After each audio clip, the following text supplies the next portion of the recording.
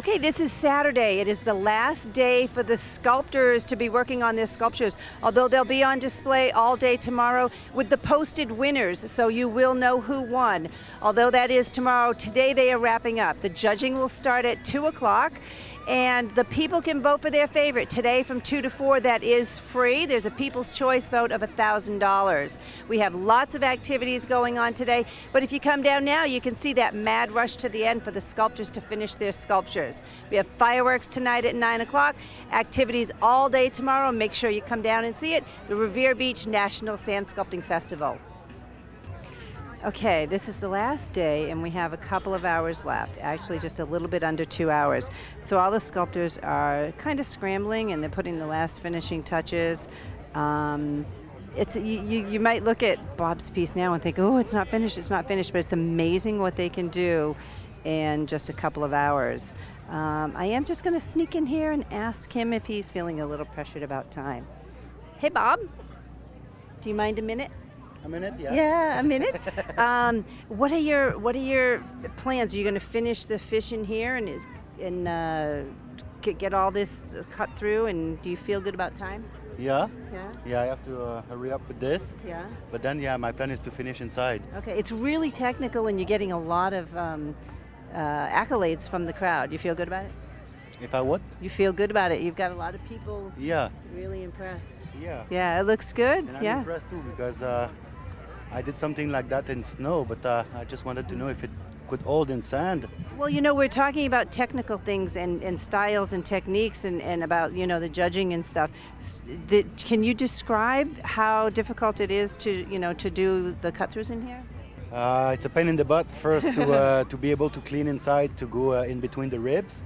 But then technically I left lots of weight for the backbones and trying to put them on the smaller ribs. So now the sand just tells me to stop because since yesterday I have maybe 10 cracks.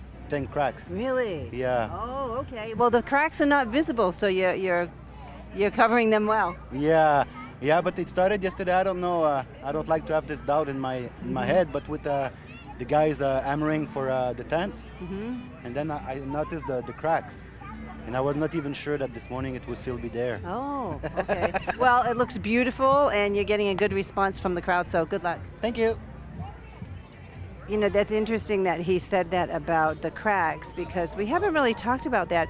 And he mentioned that the sand is telling him what not to do from here on, that once he saw the cracks, he has to reevaluate where those cracks are and what's causing the cracks. And was it the pounding from putting up the tent, or was he pushing the sand a little bit too far? So he questioned himself on that, and he has to reevaluate it and decide how to proceed, keeping that in mind. But it looks like he'll be safe cutting these ribs down to the bottom. He's finishing up on the tail right now, and then he's going to get back inside and clean up the rest of it. Okay, we're back at Chris's piece. He has an added element in the center. If we look down in there, he has a skull in there. I'm going to ask him the question about the skull because there's something we can do as sculptors, and they're called imports. And it's when you make something off to the side and you literally pick it up and move it and place it where you want in the sculpture. And that can be a little bit easier for something like this than to have the sand in there and trying to carve it through the hole. So I'm going to ask Chris. Hey, Chris, technical question? Yes. Did you import the skull? Import. Okay. Yeah, usually with worse sand, I would make an import like that, and you'll make 3 sculptures like that before they break apart. And this sand is so good, I was able to just pick it up and put it in without the use of a shovel or another person. And with this sand, it's so much easier than to try carving it inside the hole. Yeah, exactly. So you carve it outside. That way, you're not trying to clean everything up inside. You just pick it up, put it in, a little brush here and there, and then voila. Okay, you gonna finish? Of course I'm gonna finish. Maybe not like the sculpture in my head, it'll be different, but there's a lot of things I wanted to do, like a lot. I wish I had another, I think 4 or 5 more hours. Well, Benjamin's finished. Can he give you his 4 hours? Yeah, he'll tell me. No, he cannot. You know he can't. You can change the rules, it's your competition. No, you cannot give somebody else your extra time. If I ask him? Yeah, well, good luck. one of the first few days when we were comparing cut-throughs and talking about the difference between just a plain arch and a cut-through that makes sense. Originally, when we looked at Chris's, it was just a plain arch. But, you know, I talked also about not knowing where they're going with the sculptures and what they're going to do. And now you can see that Chris's arch, which is now not an arch, is actually part of the sculpture. And that's what we were talking about, that it does make sense. It is actually the bone coming out of the Gore Hound. That's the name of his sculpture. So it's coming out of the top, and it's actually part of the sculpture. Now, not only is it part of the sculpture, it's pretty delicate. You see a lot of delicate cut-throughs, which are more difficult than a big symmetric cut-through. All right, here is a completely difficult description of degree of difficulty.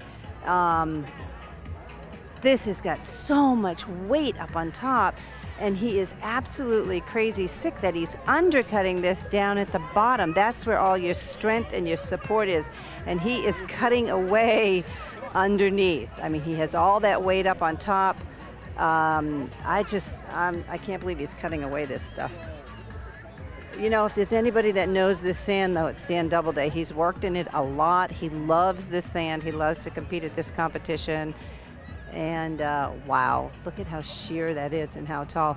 And it's really hard to get straight lines in this sand. And if you look sideways from the side, there is not a bump or a divot on this whole thing. And you know, when you look at it, you might think, oh, it's so plain. Well, you know, we're talking about Dan Belcher's piece, how, you know, to get the smooth back surface, it's just as hard to get smooth lines as it is to, you know, do a lot of fine detail and texture. This sand is so hard and it's so hard to carve that it's, you know, you can see just the way he's got to use, you can see the muscles in his forearms and his, you know, the forearms when he's digging into that sand. That's how hard that sand is. Okay, Dan, we're talking about technical stuff with sand sculptures, and you're like really pushing the element here, undercutting and everything. Can you tell us a little bit about this going on right here? Well, part of the criteria is difficulty. So I figure if I've done something that's more difficult than's ever been done before, I might get some points. Sometimes the problem is that it looks so natural that they don't see the difficulty in it, you know, but if you think that sand is supposed to stand like it comes out of an hourglass at 45 degrees, and I push this to over 85 degrees, it's a lot of pressure on this little footprint down here, and at any time it could come down. Well, we were talking too about how smooth the sides are, and you know, how time consuming is that? Oh, making sand smooth is straight lines are the hardest thing to do. Wavy lines are easy because the eye can't follow any mistakes, but if you go straight, the eye sees any mistake. So it's probably the most difficult thing to do is straight, flat planes. Well, you have plenty of straight, flat planes, so hopefully that'll play in your favor during the judging. Yeah. Thanks, Dan.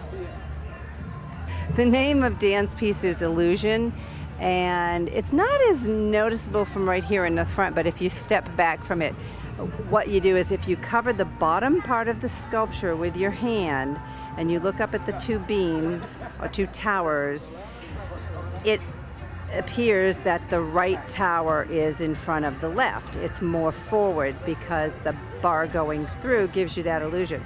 Now if you take your hand and do the opposite and cover up the top part of it, it appears that the left tower is now forward. I don't have words to explain that or describe that. That's just plain crazy. Not only that, he has this cut through down here. It's not as big a cut through. You see the one on the bottom, but it's really low in the sculpture, which adds to the degree of difficulty when you have a cut through very low because you have all that weight up on top. It is in the center of the sculpture though, so that should help him. Okay, all right, we're back at Sumaguru's piece. Wow, I love this. You know, there's just something about, and you know, that's a part of it being a subjective art form. There's just sometimes you can just get a feeling for something. And I love the subtlety in her head tilted and the shoulders and the back. Just, you know, she's got a booty too. I wish I had a booty like that. The wings are gracious. They're elegant. They're beautiful. And it's kind of interesting because the name of her sculpture is Everyone Has a Dark Side. And you see the beauty from behind this sculpture, and then you walk around to the other side. Wow, yeah, everybody does have a dark side. That's amazing. I like that a lot. Something happened. Sue, right before lunch, had quite an overhang. We talked about the sand not liking the weight up on top and overhangs and undercuts. She's under her earphones right now, so I don't think I'm going to bother her. But she had a really strong overhang on the hood, and it collapsed. But she recovered. She's cleaning it all up now, and I can guarantee you she will have a completed piece when the competition is over. I think one of the interesting things about Sue's is once the names go on they're putting the names on right now. When the titles go on the sculptures, I think one of the interesting things about Sue's piece, and this has got to do with composition and artistic impression of it, is when you look at the front of the sculpture, you're forced to go around to the other side because it almost tells you there's something else to this sculpture that you don't see, because she doesn't have a face on the front, it's the back side. So that gives them the impression that, oh, this is the back of the sculpture, let's go see the front. And they come around the front and they're like, oh, maybe we like the back better. But that's interesting, that's the beauty of it. That's the beauty of artistic impression. One of the things that Benjamin said during his original interview was that he really doesn't do this as a competitor. He just loves to do it. He wants people to be happy, and he loves doing art. And there's an hour and maybe 10 minutes left of the competition, and Benjamin is finished already. He doesn't feel that pressure that some of the others, or doesn't feel that need to take every minute. He does it for the sheer joy of the art form and being able to express himself in the art. And that's a beautiful thing. Okay, so we're on this is Benjamin's finished piece, and he's got the eye. We've got the eye back here with the tear. The name of his piece is The Earth Cries. So she is probably Mother Earth or the world is the message. Oh, good, here comes Benjamin. We'll talk to Benjamin. It's beautiful, Benjamin. Thank you. Nice job. It's an expressive art form, sand sculpting, and you're expressing yourself, but people can interpret it any way they want. That's the beauty of art. What is your feeling, and how did you come up with this sculpture?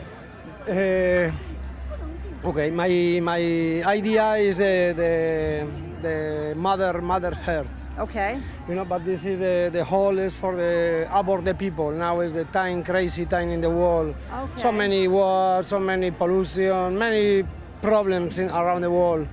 But now my pieces call the people, please. Mm-hmm.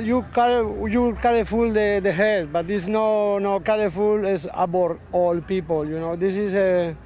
It's beautiful. It's beautiful, and sometimes it's such a simple message that Mother Nature, Mother Earth is crying because there's so much going on wrong in the world. But it's such an expressive art form, and people try sometimes to get a little bit too deep, too technical, and it's really a very beautiful, simple message. Sorry. Yeah, that's beautiful. No, you did a beautiful job. Beautiful job. Thank you. You're welcome. Thanks. Thank you. A lot of these sculptures, they don't make sense. They're amazing. They're beautiful. But what the sculptor has in mind once you see the titles. And this one is called Heads, I Win. And it's pretty, people are saying, who are they? Who are they? Who are they? It's nobody in particular. The title says it all, that it's just people, and heads I win. And Justin's got a lot of surface carved. He's done 5 heads. He's got cut-throughs that make sense. They mean something. It's got a clever title. He's got about an hour left. Everything's nice and clean. He does have a bit of work to do to finish up the bottom. And Justin's been kind of interrupted a lot, so I don't think I'm going to interrupt him. He's right here on the end. That has its disadvantage every now and then as a competitor, being on the end, because people can talk to you from all 3 sides, not just one side. So it can be disturbing. He's working on the front part of the sculpture now towards the fence, So he gets a lot of interruptions. You'll notice that a lot of the sculptors wear earphones. They don't really like to wear them all the time, but there becomes a time where they kind of have to put them on if they're going to get their sculpture finished, because the public just loves to ask questions. And they don't mind answering the questions, but the last hour of the competition, it's pretty much down to crunch time, and that's not what they want to be doing. They're concentrating on finishing their piece. I mean, they're vying for, $5,000, well, $20,000 purse, so $5,000. Nice work. Steve, right here is what I'm referring to, has something nice going on. That satellite that was off to the side is actually completely connected to his piece. His piece is called Nautical Queen. And hang on, I'm actually going to see if I can grab Steve. We haven't had much opportunity to talk to you, Steve. You can keep working. We're talking about that you did a satellite, and the nice part about it is it's now connected to your piece. Yeah, I'm kind of pushing myself in this project. As you know, I'm still kind of in a phase trying to find myself as far as a technique, but this one was, again, was inspired by a tattoo that I had seen, and the tattoo was basically just a head, but I needed to push it more than what it was in Well, that's composition of the whole piece being part of the judging. Is that what you're referring to? Making it a little bit more than just what the tattoo was? Correct. Yeah. And, Well, you've done a nice job. Thank you. And having a piece out here in front is I do that period once in a while, but I don't do it all the time. Mm-hmm. And this piece warranted that extra detail, or that extra feature. So, fortunately, it's the last piece I got to do, and so I just can't spend a lot of time on it. But as long as it reads is what I want it to be at this point, I'm going to keep going at it until the final last second. And, Well, it definitely reads as continuity and carrying the piece trying to make out. some flow from the main piece Yeah. out to the front here, and I think it's working. All right, well, good job, good luck. Thanks. All right, let's see, Joby. Master of detail is what I call him. Oh, boy, wow. You can see just, how he's, the technique, different surface techniques can make a difference because it gives the illusion that it's something else. Well, Joby is doing what he does best. He is fine details that make sense. They take time to do them, and they also make sense. He has a technique for soft lines and texture or hard lines combined that make the piece pop, and that's one of the things that we talk about. You'll hear sculptors a lot, is it pops, and that means you just stand and look at it and go, wow, and you can see all the definition and the different planes and the different textures, and that's something really nice that Joby manages to do all the time. Like what he's doing right now, he's just going in just that extra little bit of that depth in that cut that he just made to create that much more shadow. Just by cutting in another inch or a half inch can make all the difference in the world. If there's no definition between elements, it gets lost on the eye because it's only one color, it's just brown. So they have to use a lot of cuts, and you can see that's exactly what he's doing now. He's cutting and throwing away that loose sand to give it a shadow. Nice, Joby. This is why they all hate him. Well, this is why they love to hate him. And, you look at the side right here, and yesterday when we looked at these legs, they were rough cut, and he makes it look so easy in that it's not hard to do, and it is, because not only is he getting in there and he's cutting out that sand, he's got to still sculpt what's behind it, give it texture, give it depth, give it lines. So you're not just carving the outside, he's got to get inside there, and that adds to the degree of difficulty and time consuming. That's part of that'll come into play in the quality of carving category and the finish, that everything looks so neat and smooth where it's supposed to be, and textured and detailed where it's supposed to be. I hope he can rock something out here on the bottom so it doesn't look like it's just up on a pile of sand. I mean, that kind of takes away when it comes to judging. The other judges, you know, when they look at a beautiful sculpture but it's just sitting on fluffed up sand, they have to do something with that bottom sand to you know, to complete the finished product, the finished idea, theme, message, whatever it is they're trying to get across, and the quality of carving and the finish. We talked the first day about Dan doing a tribute to his mother that died, and there's a picture on his sign, and it's an actual picture of his mother when she was young, and this is her in the middle. I didn't know where he was going with this piece. I thought it was going to be him with his mother looking over him. You know what, let me get a quick, Dan's so professional, and he can talk while he's working. You know, I didn't know where you're going.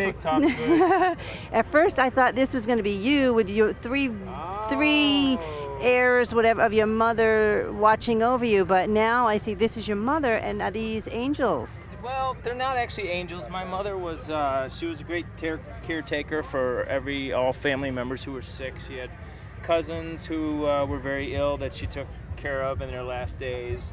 And she's always been a caretaker for everyone in our family. So this is kind of like her past friends and family calling her away. So. And this looks just like her in the picture that you have over there. It's an old picture. It's hard to look, you know. But it's I wanted to make more of it. I would love to do a likeness of her someday. But this I just wanted to get so that anyone could reflect upon it. And you know. It could mean something to somebody else who comes by, and it could be somebody that they know. Well, what a nice surprise to me that I thought this was going to be you with her different ages looking over you, and it's a nice surprise. Oh, well, thanks. Yeah, she was just she was a wonderful mother to me and my two brothers, and a great grandmother, a wonderful grandmother to my three nieces, and now my brother has another one on the way. We don't know what, but yeah, so just a great memory, and she's got a great legacy, and she was always giving for everyone, so. And she's up there looking down right now. Hopefully. Good luck, Dan. Hopefully looking down. I know she's up there. Hopefully she's looking out. I hope she's having a good time. Heck, party on. Don't worry about me. You know, have a good time. All right. Good luck, Dan. Thanks, Meredith. Appreciate it. Okay. Technically, yeah. Here, wow. You know, this is what we were talking about: the smoothness and how hard it is to get rid of lines that aren't supposed to be there and to make things smooth. It's the back of the piece, and he still took the time to take out all the trowel marks. I see one little trowel mark right there. It makes me want to go up and, well, you know what? Interesting. We'll come back later and we'll see if that's still there. Because that's, you know, one of the things they do. They're not finished, and they still have time. And if they end up with leftover time, they'll just really inspect the piece and see if there's something they don't like. And if they can reach it or go back and touch something up, they will.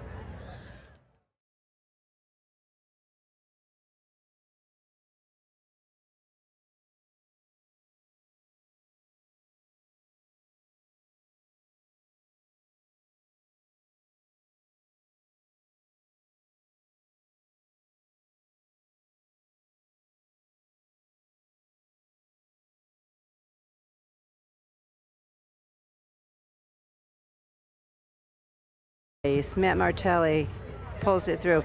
I think this is one of his best pieces here. He's, I think he's been taking some lessons from Joby there, some pointers from Joby with the cuts and shadows, with just the difference of hard lines and soft lines, and the balancing out of the two to give you texture. Nice and smooth too. It's nice and clean. It's a big. I think that's what I'm seeing the most difference in previous years with Matt is the cleanliness. I'm going to talk to him about it. Matt, I was just saying that I think this is my favorite piece of yours. This is a cool one, isn't it? Yeah, it's cool. Not only is it cool, the subject matter, but you got some really nice, smooth lines over I was there. lucky this time. I had some nice lines that line up. That's not lucky. There's no luck. There's no luck in this at all. You got Have you been taking some pointers from Joby? Yeah, a little bit. I just, you watch these guys, you see Yeah. some things they do, Well, I noticed you've got the cuts with texture in the With inside. some texture in it. It just gives it a nice look, you Yep. know? Yeah, it makes it pop. Yeah. Yeah. The tail I was worried about. I was getting a little behind, but I caught right up. And were you getting to the point where you thought it was all looking too much alike? So is that what made you put in the different textures? Yes. Well, Yes, yeah, it was too. And then I started looking at the wings. I said, I'll keep those plain, and you gotta. Hard lines, Sometimes you gotta soft step lines. back. We talked about that, stepping back and getting a different Stepping back. perspective. of it. Sometimes you start rolling, and then you step back and you go, oh, too late. Sometimes you're better off stepping back. I'm glad you stepping said back that a little because sooner, I you know. mentioned that on camera when we were talking about different technical things, and it's really important to do that, to step back. Step back and just take a look. Anything, any kind of painting or something. Yeah. Even when I'm painting, sometimes you walk away for a while, then you come back, you got a whole different idea of what's going on. Yeah. All right. You Well, see it from a distance. you're busy, and I know you want to finish, so I'm going to leave you to it. I don't want to take up too much of your time. We're in the last leg. Yeah. Good luck, Matt.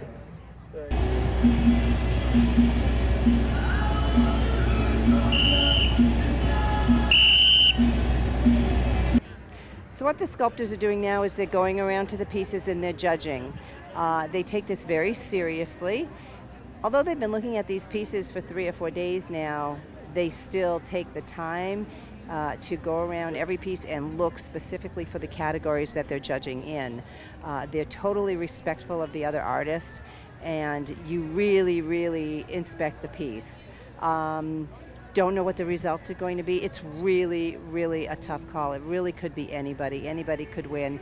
There's criteria that they do have to meet, and they all fill some categories, some of them fill all categories, and it's really up to the sculptors themselves to decide how they're going to grade their fellow peers in each category.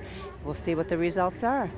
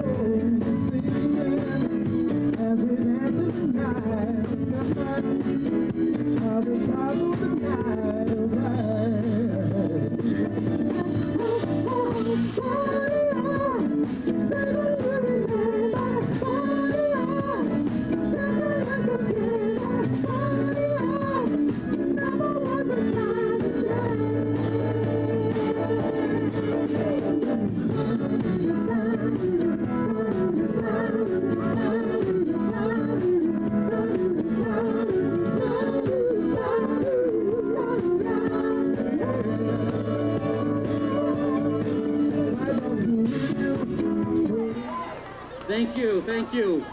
And thanks to World Premiere, what a great band. And thank you all for coming tonight. On the behalf of the Revere Beach Partnership, I'd like to welcome you all to the closing ceremonies, the award ceremonies of the 2012 National Sand Sculpting Festival. For those of you that don't know much about what our organization, we strive to continue the heritage of Revere Beach as a great place for families from all over New England to enjoy a nearby retreat. Tonight, we're actually here to celebrate the great work of all the sculptors that have been on the beach for about a week. But before we begin, I want to introduce our state representative, Kathy Reinstein, who's been a huge supporter of this event and this organization.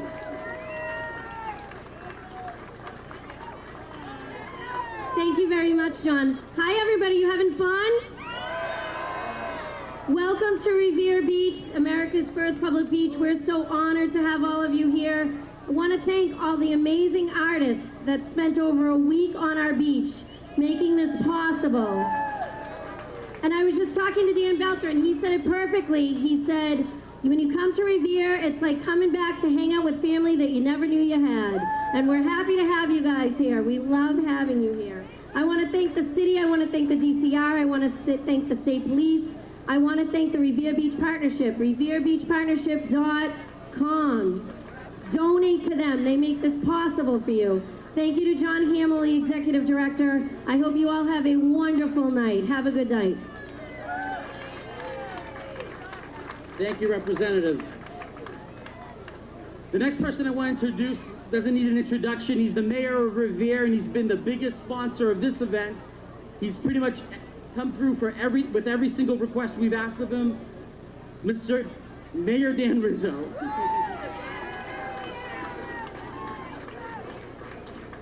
John, thank you all. John, thank you very much, and thank the partnership for all that you do. Listen, I know you want to get to the award ceremony, so I just want to say on behalf of the city of Revere, we're so proud to host this event. I want to welcome all of you, both our own Revere residents and people that live outside the city, to our beautiful beach. I hope this is going to be a tradition for all of you, because it's going to be a long-standing tradition for the city of Revere. So thank you all, stay safe, and thanks to all of our sponsors and people that made this happen. Thank you so much.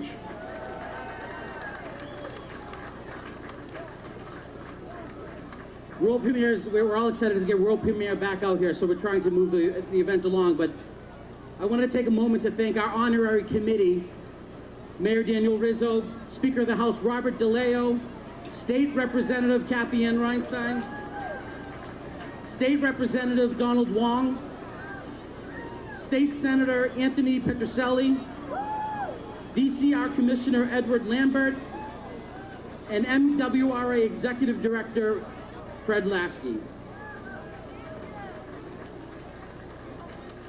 I also want to take a moment to thank our major sponsors who this event simply could not have happened without. So I'll take a moment to read them.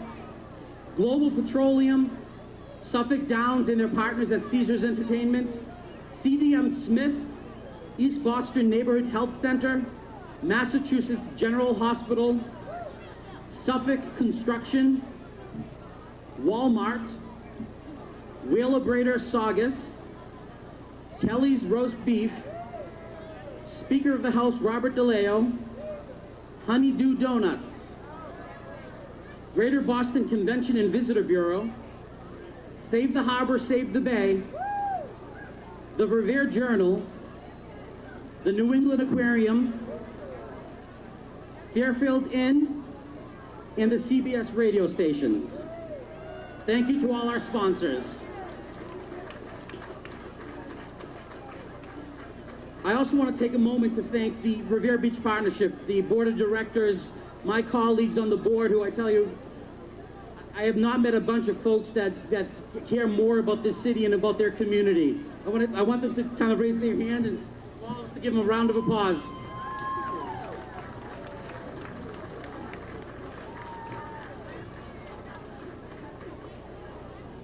I also want to take a second to thank Conventures, our event management company, for all their work that they've done throughout the event. So now the moment we're waiting for. I'd like to call up Meredith Corson. She's from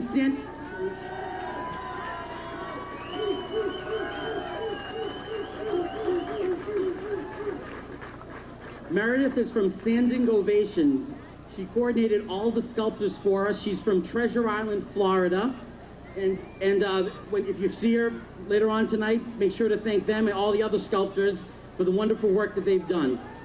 Meredith is going to announce the awards, the results of the voting, and she'll explain some of the rules pertaining to the voting. Meredith. Thank you. Welcome, everybody. It's always great to see such a large crowd here. Dan and I have been involved in this event from the very first year, and we just want to thank everybody that has made all the sculptors over the years feel so comfortable. There's personal relationship with everybody, and we can't thank you enough. We have thanked many people, but it is my duty and my pleasure to thank our crew, which it does not happen without. We have some volunteers with us this year. Tamarin, Megan, and Talia, you want to give a wave out?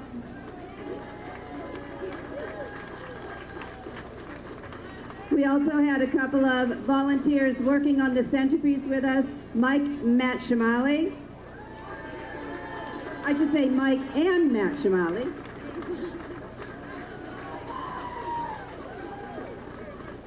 We have some very hard workers that spend grueling hours doing the logos. They're very time consuming and very painstaking. You'll notice that every logo is the exact font of that company. You can recognize it, and that is not easy to do, and it takes a long time.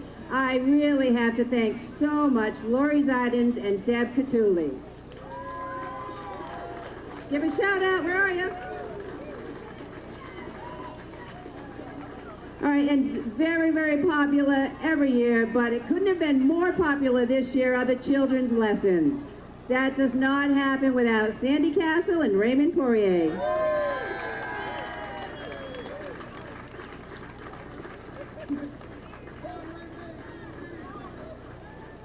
And most important to us as a company is it doesn't happen without the behind-the-scenes technical crew, and that is my son and my grandson, Ben Doubleday and Nick Doubleday.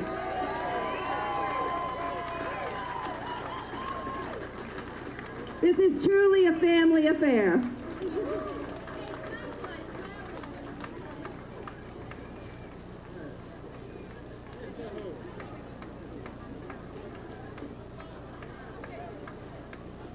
All right, it is the time you've been waiting for. They've been waiting for this too, for 4 days. We are going to start off with Sculptor's Choice. What happens in the sculpting, in the judging, is the sculptors themselves do the judging. There is nobody that knows the medium of sand the way they do. They know what to look for in all the 6 categories that they're judged in. But what we ask them to do is after all the judging is done with criteria, is we want them to just pick their favorite sculpture. Because when they judge criteria, it's not always their favorite. They're judging according to numbers and criteria. So with that in mind, there is no cash value to this prize, but it is very coveted by the sculptors. This year's Sculptor's Choice, Sue McGrew.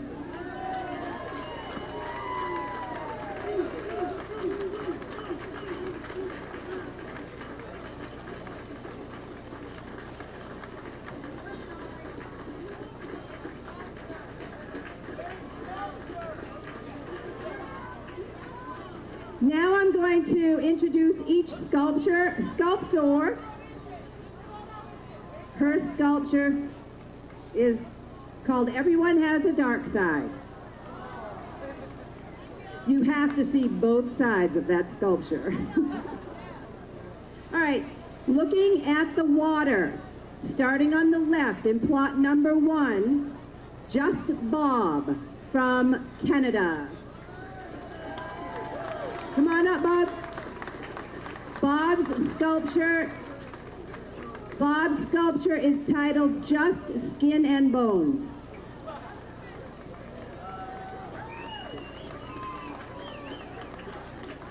In plot number 2 from Key West, Florida, the funny man, comedy relief for all of us, Chris Ginto.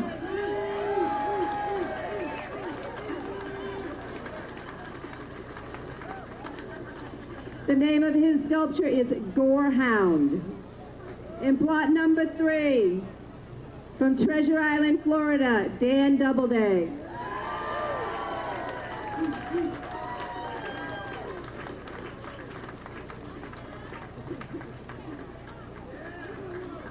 The name of his piece is Illusion. In plot number 4, you've already been introduced to her, kind of. From Tacoma, Washington, Sue McGrew.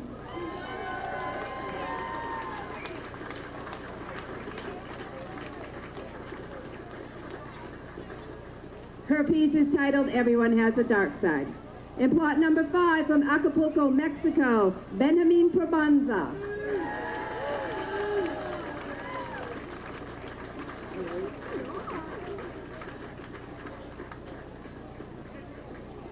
The name of his piece is The Earth Cries. In plot number 6, coming up the stairs now, it's appropriate your name is Justin. Just in time, Justin Gordon from Groveland, Mass.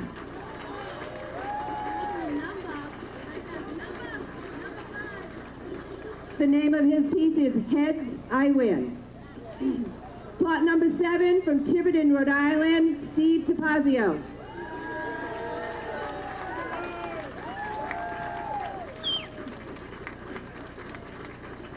The name of his piece is Nautical Queen. In plot number 8 from Montreal, Canada, Joby.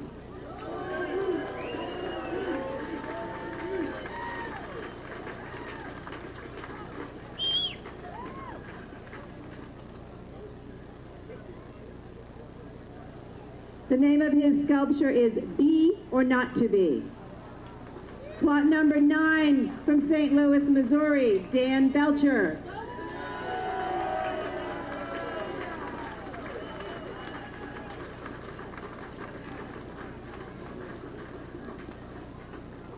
And last but not least, in plot number 10, local Matt Martelli from Revere, Mass.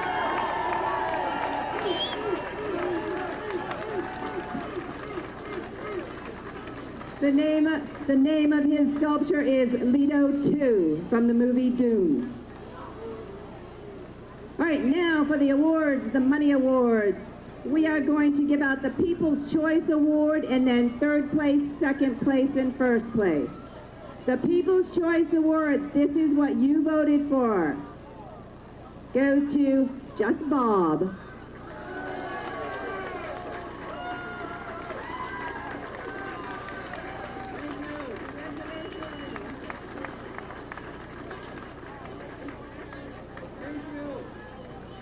Plot number 1, Just Skin and Bones.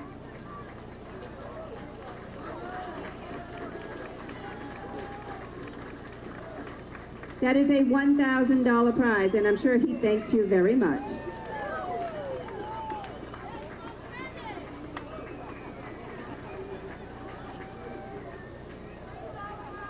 Third place, Dan Doubleday.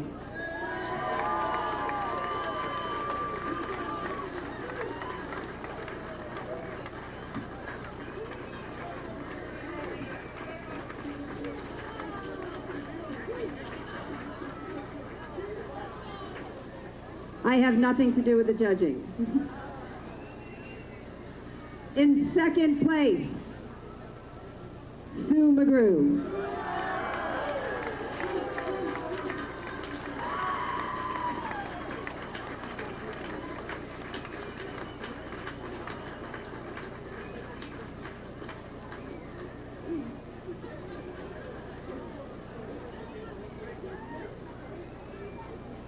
In 1st place,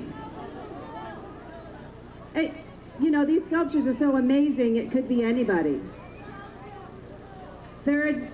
1st place, it's what you in Boston, as Bruins call a hat trick, Joby for the 3rd year in a row.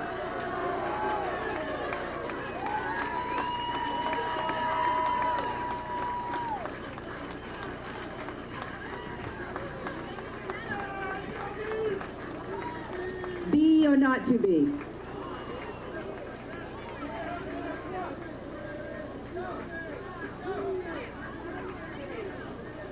Thank you. That is it for the awards. I will turn the mic back over to the committee.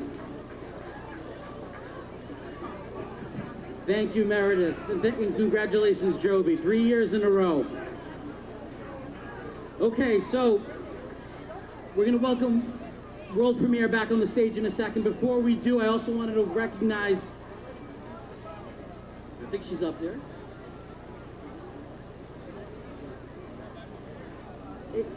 I'd also like to recognize the director of the Revere Parks and Recreation Department, Adrienne McGuire, for a wonderful job she's done. She's also president of the Revere Beach Partnership.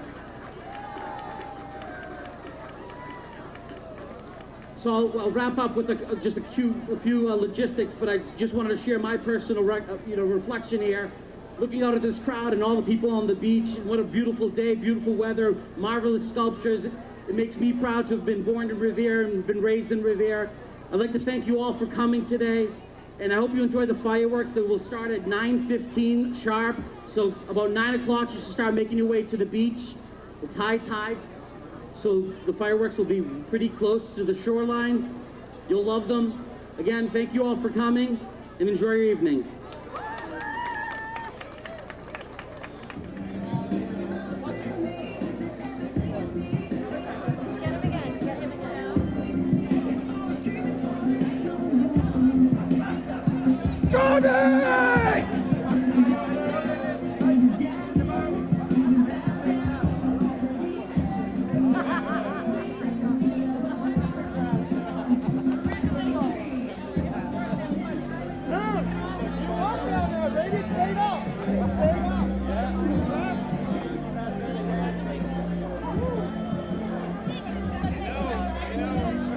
Okay, well, the results have been revealed.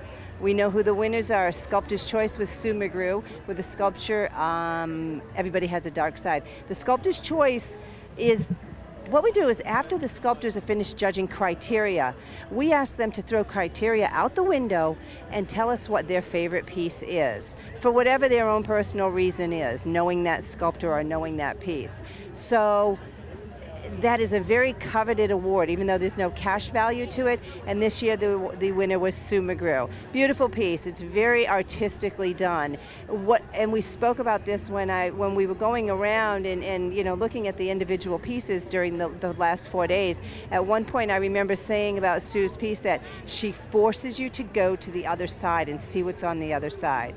There was never a time when Sue's piece didn't have as many people on this side of the fence as the other side of the fence. They got it, they went around, they appreciated it, they understood it, as well as the sculptors. The sculptors chose her for Sculptor's Choice. She also won second place. And I think when we look at the breakdown, what I do now is I go home and I take all those judging sheets and I break down the categories that they've scored. They see their total. They will see how they did compared to their peers in every category. They see the results.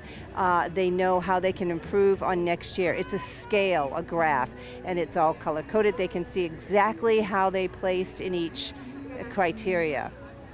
First place was Joe B with B or Not to Be. He pulled off a hat trick, his third year in a row as a winner. I think what put Joe B over the top was his attention to detail. He didn't carve all the way down to the bottom. I think it's going to be interesting when we look at the scoring sheets. That'll probably be his lowest category, is the quality of his finish, that he just fluffed up the bottom. We did talk about that at some point.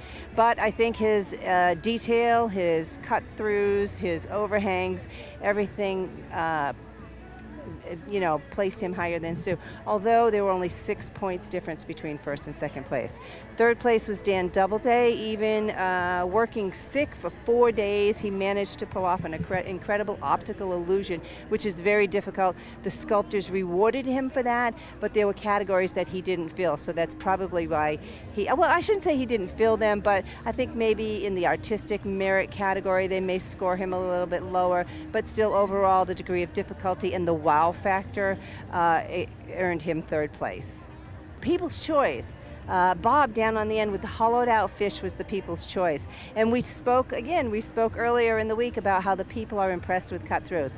And Bob had many cut-throughs. He had some cracks. There was a degree of difficulty factor. I think when we look at the scoring, what Bob will score low on is probably wow factor to the sculptors themselves, because to them I don't think that's as wow as it is to the public, because we all can do cut-throughs in this sand. And it wasn't very high off the ground. I had mentioned that during the week. It was very low, not much degree of difficulty, and a really low piece.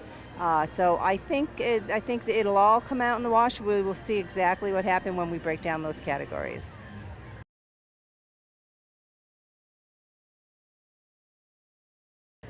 Well, we're wrapped up for the 9th annual Revere Beach National Sand Sculpting Festival. We were really fortunate enough to have an amazing theme, the 100th year anniversary of Fenway Park, to create our centerpiece. And thanks to Dan Doubleday for designing the piece, and to all the sculptors that came in early to help on the centerpiece. We look forward to next year. Not really sure how we can top this theme, but next year is the 10th annual Revere Beach Sand Sculpting Festival. So we look forward to next year, and please join in with us again next year. Good morning. I'm Adrienne McGuire, President of the Revere Beach Partnership, and I'm here this morning on the last day of the Revere National Sand Sculpting Festival. If you've been watching all the video all week, you'll see that it's been a tremendous week. We've had great weather, great people, great sculptures. I mean, who could ask for more than that? It took a lot to put on an event like this. There are a lot of people we'd like to thank, and hopefully I won't forget anyone. Starting from Mayor Rizzo, the DCR, the state police, the Revere Police and Fire, who did a tremendous job with us on the beach, especially last night. Standing Ovations, who have organized this event for us and got some world-class sculptors. I'd like to also thank our state delegation, Speaker of the House Bob DeLeo, Kathy Ann Reinstein, Anthony Petroselli, and Mr. Wong. Without the support from our state delegation, an event like this would be almost impossible to run. I'd also like to take this opportunity to thank the rest of the board of the Revere Beach Partnership, who give tireless hours on behalf of this event, our sponsors, and anybody else who I may have forgotten who have spent numerous hours making sure that this event happens as smoothly and successful as possible. If you haven't had an opportunity to check out the beach, hopefully these sculptures will be up for a while. If not, you're looking at them on Revere TV, and we've been lucky to have them filming the whole course of this event so far. If you've been down here, thank you for helping support us. It's been a great year, and we'll see you down on Revere Beach next year.